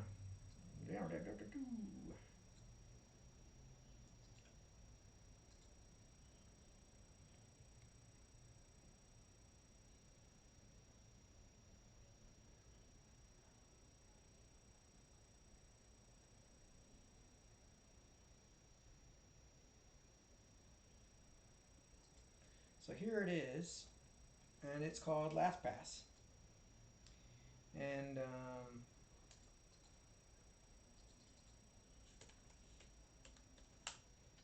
now there's several of these, but you can get it just as you can sign it up for it here. Personal's free. They have some add-on things you can buy. I've never used them, but yeah. And the cool thing is it'll generate a super secure password. So let's like go to Facebook and see it put my password in for me, but I can generate a secure password, like create a new account.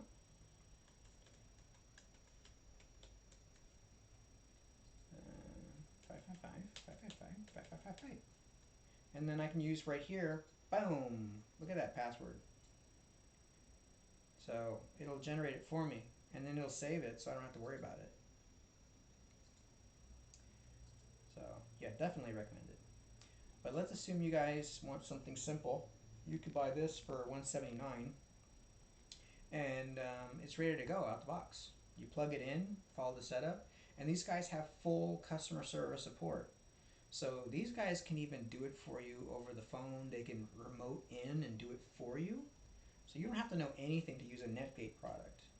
Now, if you're a savvy person or you want to learn tech security, then go use pfSense. There's a great community that'll help you through the way, and it's the most advanced. I re-downloaded Bitdefender. It isn't detecting the zip file. It's holding the malware. I think being unable to quarantine it being compromised. You know, Bitdefender is one of the top rated, but it is a consumer product. So,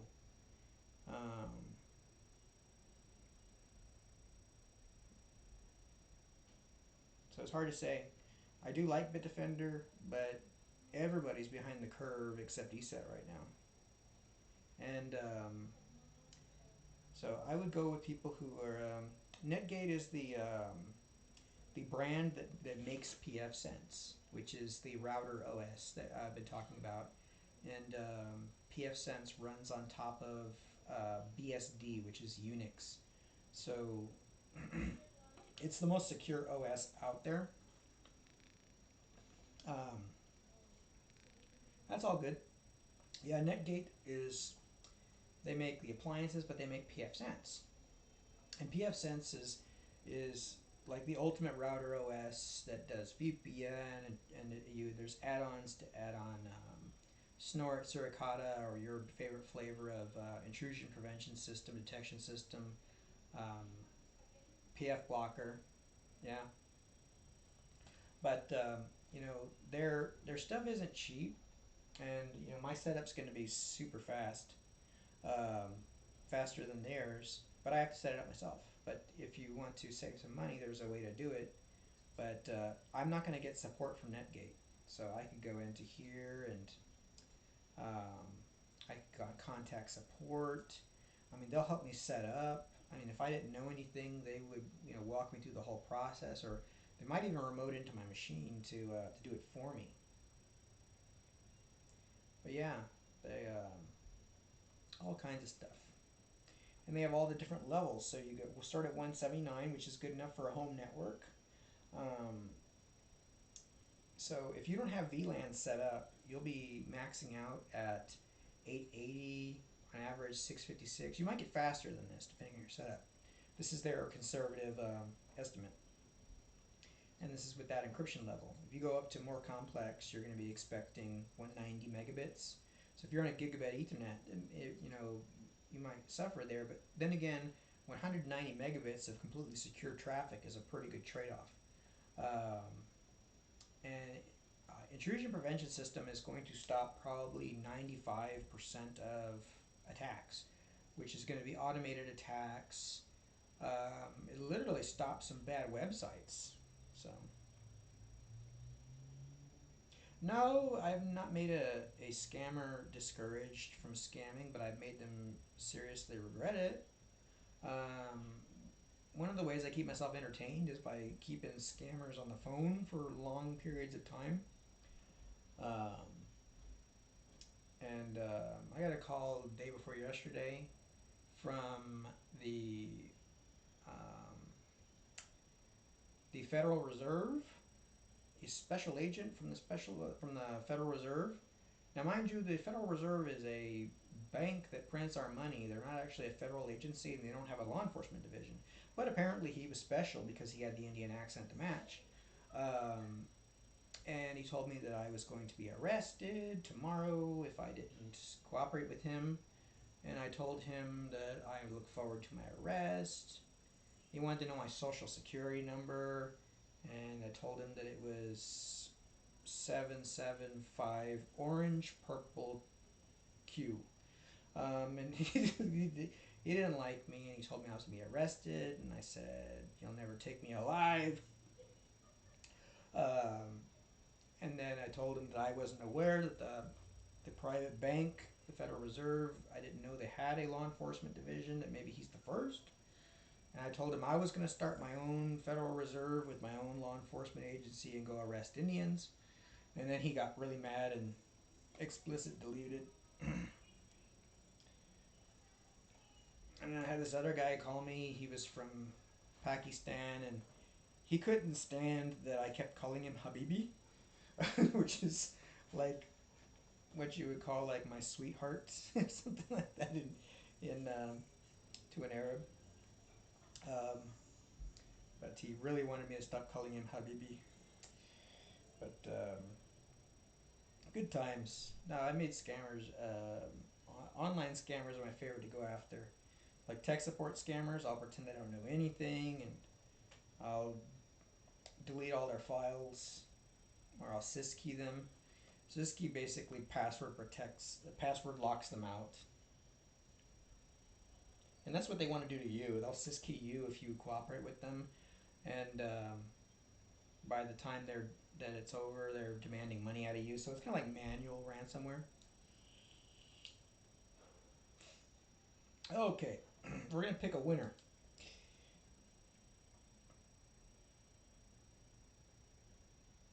I'm sick of your inappropriate actions. I'm talking to you, Nico. Stop ignoring your mistakes. What mistake? Letting you in here?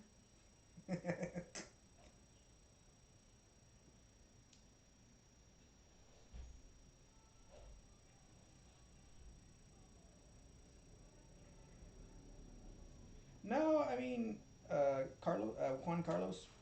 Um,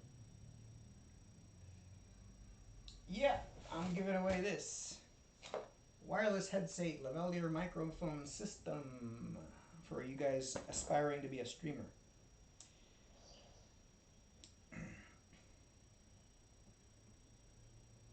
Okay, I'm thinking of a number. Let's see. JCC, you win. You win because you're getting a pie hole.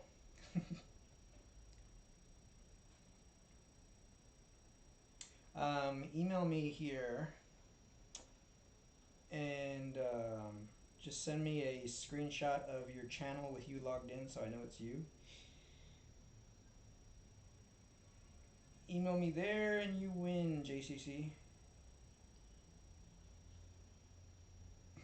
Nah, I don't have a join yet. Well, I think I might, but I need to activate it. But next video I will.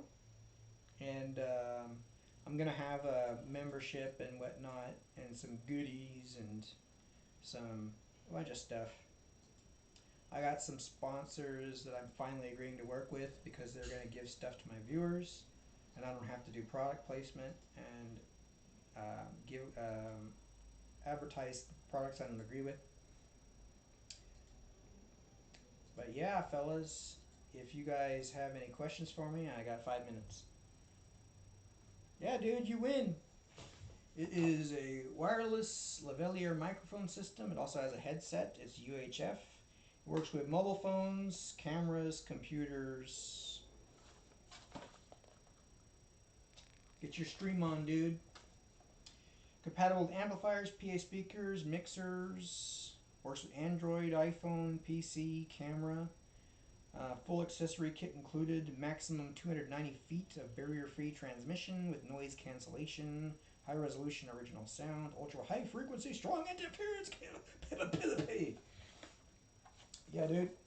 Hit me up on that email and I'll send it to you. Thanks for being a loyal viewer, my bro. But yeah, hit me up with questions. I got 5 minutes. Anything you want. Is there anything you have for your community X? I got Discord coming up, and I'm setting up a dedicated Instagram and Twitter just for the channel, and then I'll dump it to you guys. I've had to put things in place because being a tech security based or a tech based channel, you get tons of bad players trying to take advantage of that trust there. So to give people bad solutions, bad links to things that people are interested in. So if I post a video or start talking about some fix for Windows, a great solution, there's a bunch of guys that are going to talk about, oh, here it is. Here's the answer to what people are asking for, when it's really a malware infection. So I don't want the trust of my viewers being exploited by bad actors, because there's plenty of bad actors coming to my video because you guys are coming to the video infected and they see you. So a lot of them are remotely controlling devices or spying on people, and then they come to my video, and then suddenly their malware's defeated. Well, that guy's going to say, who the heck is that Nico dude? So, yeah. And that's why I get targeted a lot, but I don't care. I knew that was going to happen, and I prepared for it. So, but that's all right because I get to see a lot of their malware, and one of my major hobbies is malware research. So, love it. And I love beating it, and I love helping you guys. And we got lots of great stuff coming up. Going to be showing you a lot of cool things you can do with Pi-hole. Network security, going to make it super simple. I know I flooded you guys with a lot of more techie stuff, but I had a lot to dump today. But going to be going over how to set up the pfSense router. And like I said, this thing is so cheap, and these things are amazing. Amazingly powerful, advanced, and they're still priced pretty good on eBay. Let's check it out. Let's see. Yep. Okay. Yeah, 124. Yeah, they did go up a bit. Don't get the thin. Get the plus. The thin does not have the PCI port. So okay. Yeah, they're going up because a bunch of us in my community have released videos about this when we made this discovery, and so they went up. They were going to $40 to $70. Now they're $120, which is still a steal because this thing is advanced. It's not. You could use this as a virtualization server, which I'm probably going to do. Okay. Oops. What else you got for me, fellas? Okay. And I will have that Discord up soon. How can I tell right now if my PC's infected? Yeah, Malwarebytes. That's a really good scanner. I mean, not the greatest real-time protection because it's a bit of a RAM hog, and they do kind of sometimes get some false positives. But which box? Oh, the black thing? This is the HP T620 Plus, which I bought for the purpose of making it into the ultimate pfSense router, which is what we were talking about with the Netgate. They're the makers of pfSense. pfSense is an open source router OS that is the leader in the corporate world, but it's completely open source, community driven, and we got 2 USB 3s, 2 USB 2s, power button, and it's got a quiet fan. We got some serial ports for going out to like a log server if you wanted to go really advanced. two USB, two mini DisplayPort, so HD, and this is a Realtek Ethernet gigabit, and then two more USB 2.0s. Here we have the PCI Express expansion port, which is why we picked this one. And this thing's a toolless design, so there's this little green thing here, and then this thing just pops right out. At least it should. Oh, no, I had it open. Yeah, toolless design. And then this is the inside here. Another thing here. And this is the little thing. So now you can see through. And right here is the riser for the PCI Express. And for $19.99, I got this Intel Pro 1000 4-port gigabit. So that'll go in right here. And then we have 4 ports for our router. And this has a 16 gig SSD right here. So that'll store our router software. That's more than we'll ever need. The RAM's under here. There's currently 8 gigs, which is more than we need. We only need 4. And this is a Wi-Fi card, which I don't need there, but I could use this as a Wi-Fi router. I use a Ubiquiti access point, which is powered by my switch. But this is going to be enough. And this AMD processor is a quad-core with all of the features that I need for crypto acceleration, which allows us to use this as a VPN router, VPN server. And this thing is going to be quiet. If you're not like a foot away from it, you won't even hear it. Yep. And then this little switch. This goes right here. Complete toolless design. So this thing I got for $70. They did go up because a bunch of guys that I'm with started posting videos when we found this on the secondhand market for so cheap, because it makes the ultimate router. So instead of paying $200 to Netgate, we can make our own, which I am going to make a tutorial, because the Netgate products, while fantastic, and if I was to recommend this to a corporate client, we'd say go with the name brand. This is kind of a high-end way to go, but this is still cheaper than, you know, an Asus gaming router, which can be $379. Oh, let's see, but the new version doesn't seem to do such a deep scan as the old version. You're right, Timber. You can go into the scan settings though and select rootkits and all of that other stuff that they used to check. They did lighten the default settings to make the scans not take so long, but you can turn those deep scan features back on in Malwarebytes. Okay, but yeah, but Malwarebytes is still really good, and in fact, if you're in the middle of a breach, you can activate some really memory-intensive real-time protection. Tomorrow I'm going to get to work on it, so tomorrow I'm filming. I'm not planning on going live because if I'm clumsy, I want to be able to edit something out. Instead of me, you know, troubleshooting for an hour, I already have the troubleshooting done for you, so you don't have to do it or sit through it. So I'll film tomorrow. I expect to have a release date tomorrow night or tomorrow, the day after that in the afternoon. And got some more solutions coming out for some big deal fixes. Also contacting my lawyers to see if I can teach you tricks to upgrade to Windows 10 Pro for free without breaking the law. Because I fought the law and the law won. Yeah. Ransomware mitigation is another one I'm going to do. Ransomware decryption.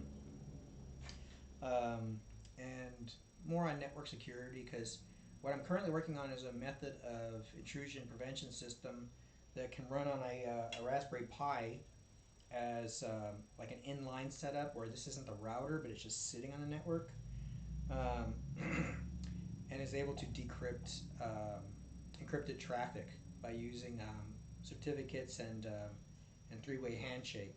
Haven't figured out how to do it yet, but I'm close. So if I can do that, that's like winning the lottery, because I could sell that tech. to the major firms.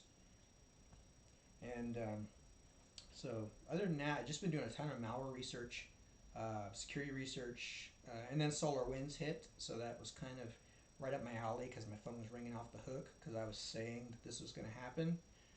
Been talking about these vulnerabilities and they hang up on me. But that's what it's like being a malware researcher. You're always ahead of the curve, and you're trying to convince everybody of these problems, and no one listens. And because the tech industry is very reactive, they're not proactive. So they're so outdated with network security, host level security. Like you guys had a problem with Bitdefender.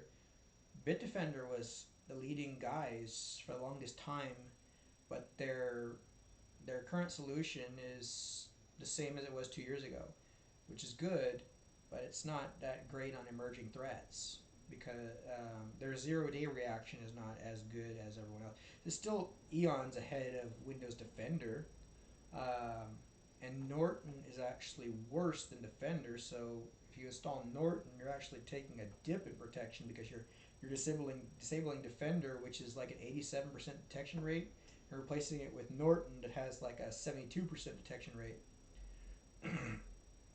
But yeah, if I was to tell you how to be safe right now, I would say ESET, at least secure your machine.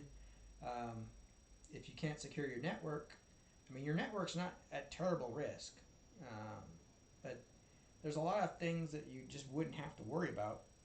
Go ahead and ask your question, buddy. A lot of things you wouldn't have to worry about if your network was secure. For example, your machine wouldn't be vulnerable to as many things as it's vulnerable to if they can't even get through the network. For example, with the Pi-hole, that's taking all those trackers out of the equation, so your privacy goes up by 90% by having a little box on your network. So things you can do on the network level save you tons of headaches on the on the machine level. JCC check. It can be. It's it can have some false positives. It might kind of annoy you when you're downloading some legitimate software that it's telling you without a shadow of a doubt that it's malware. But it's all right. I think that for what it is, it's not competitively priced. With ESET being 34 and being the number one, and and Malwarebytes being $29.99, I think. It's just not doesn't make sense to me to go $10 more and get the best all-in-one solution on the planet that is trusted by the most secure enterprise networks.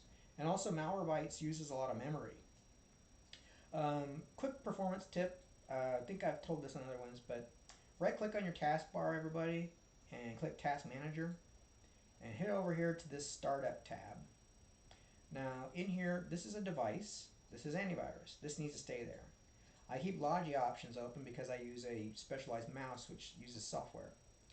But anything that doesn't need to run all the time, it's not security based, or it isn't a device like an Intel driver or a Realtek driver, then right click on it and click disable. If you don't know what it is, search online. But if it's an application or something else, it doesn't need to run in the background to function. Office doesn't need to run all the time to function. So when you open up, double click on Word, that thing's going to turn on. So you don't have to have it running all the time. Adobe doesn't need to be checking for updates all the time, because you can double click on Adobe and it'll check for updates then. But if you leave it running down there, it's going to be always checking for updates, using your bandwidth, using memory, and then if it gets an update, it's not going to leave you alone until you update. You can do that when you open up Adobe. So this is a big thing that's going to affect this.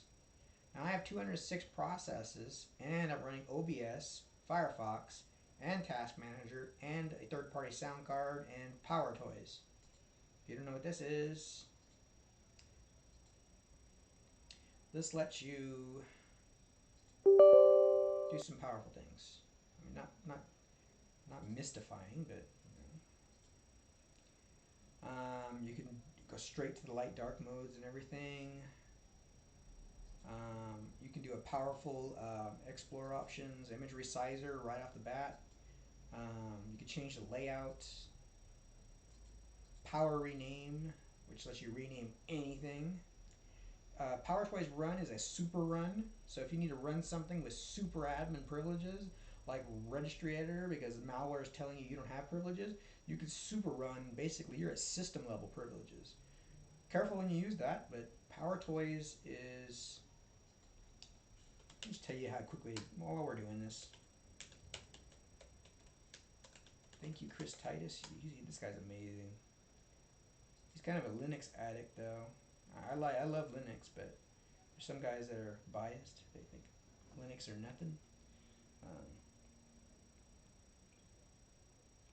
Okay. All right.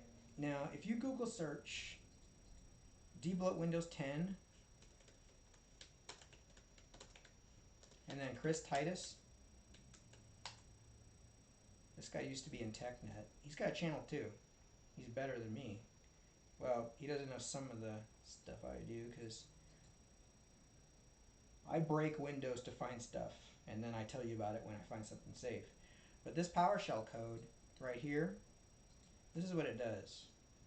You right-click on Start, right-click, not left-click, and run PowerShell admin, and then just paste that command, and boom, this window pops up.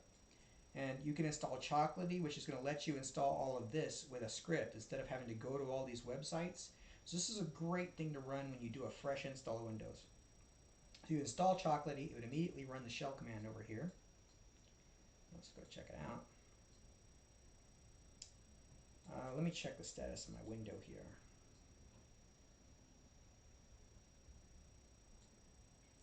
Okay. So we can install Chocolatey, Brave browser, all the different browsers you want, like right off the bat. Notepad++, which is way better than Notepad. Adobe Reader, of course. 7-zip, which lets you unzip everything. RAR, everything. PowerToys. Windows Terminal is a new terminal, so if you don't, this is like a better command prompt, and you can even change the background. There's tutorials how to do that. And you can open up a PowerShell right here. There's a command prompt. Now I can go right between PowerShell and command prompt. So I can run my FFC over here, and then yeah. And then over here, this will do like a full debloat of Windows. It'll remove all the junk. It'll remove Candy Crush, the Bing, Skype. Look at how debloated my start menu is. Nothing's here that I don't want. I can even remove OneDrive. So let's check it out. OneDrive. Watch this. Disabling Cortana. Done. Disabling OneDrive. And it's going to restart Explorer real quick. And then done. Yeah, let me take a look. So it's too short, like 10 minutes. The original did.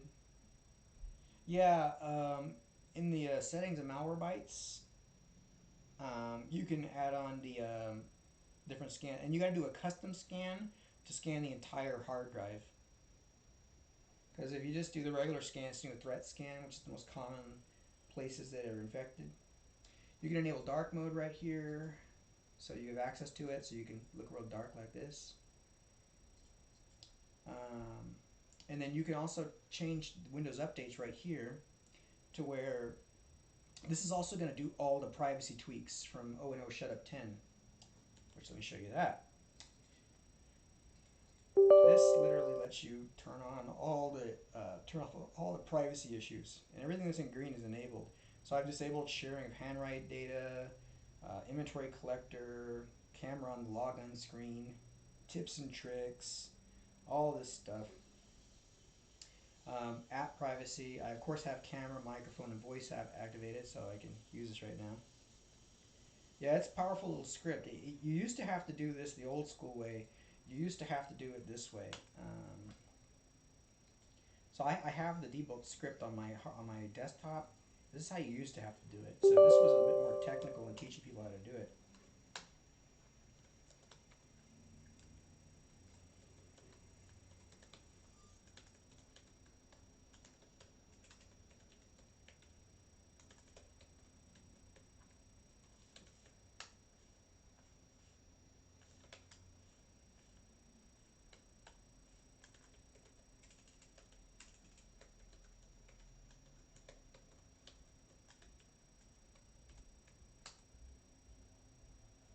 So this is that's how you used to have to do it. So now there's one command to rule them all. And on this one here, you can customize the blacklist though. So for example, I can go through all of the debloat. If I turn on VPN, log into another account of Discord, and log off from the account, disable VPN. No. Your VPN is going to be different when you're on VPN, but it will go back to your regular IP after. So here I can go through anything that I check is going to be removed. So, and I can change this. So, Windows Photos cannot go removed. That's the built-in Ubuntu. Ubuntu's garbage. That's my opinion. I know people love Ubuntu. Bing News, Get Help, Get Started, Microsoft Messaging, 3D Viewer, Office Hub. That's basically, please buy Office. Your IP address is relative to your internet provider or your VPN. So it has nothing to do with Discord at all. You turn off VPN, it's going to go back to the one your IP address gave, your internet service provider gave you. So it's basically your identity, your online identity. You hide that and change it when you're using a VPN, but when you turn off VPN, it goes back to your real one.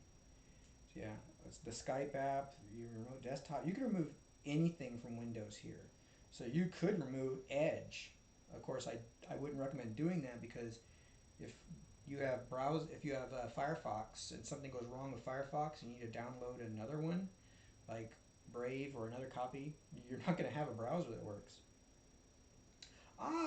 Speaking of turning off features, in the search bar, type turn, just type turn, and this comes up. Turn Windows features on or off.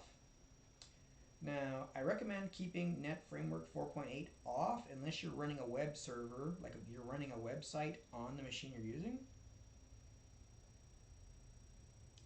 Is it possible that I might arrive at some problems with updates in the future? And through command by YouTube tutorial. Yeah, no, you're good. That's something that I've been considering teaching people but there's some legality behind that. I don't want to get in trouble with YouTube before I even get monetized. I'm about 400 subscribers away. Net 4.8 is a good thing to turn off. Active Directory should never be turned on if you're not on a domain. Containers, these are cool if you're going to do some virtual machines on your computer.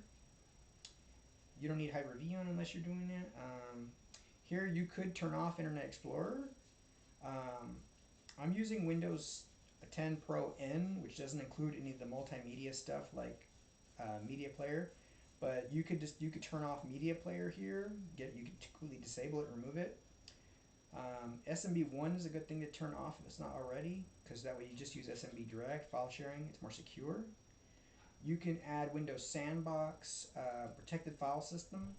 If you are really at risk, this is a good thing to activate, but you can have some compatibility issues, meaning some programs will fail to install because your device is so locked down.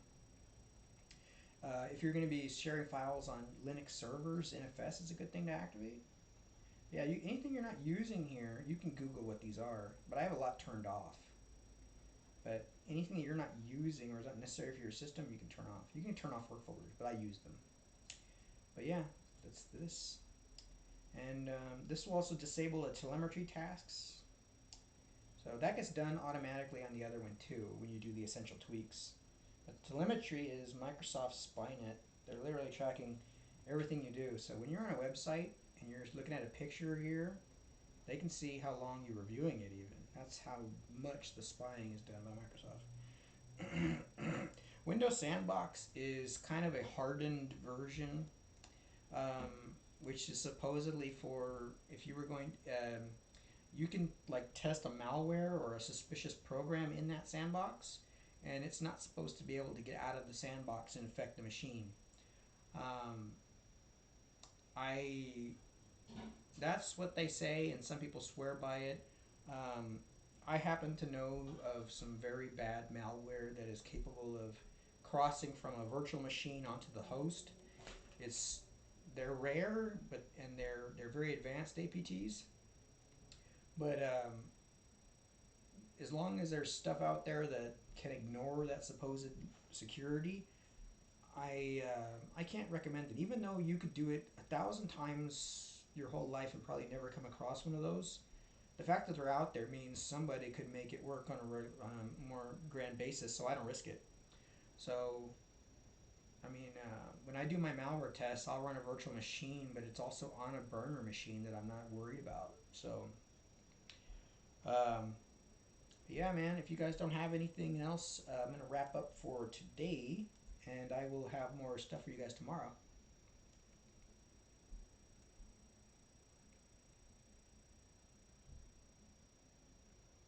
If you guys want to do some malware testing, go to any.run.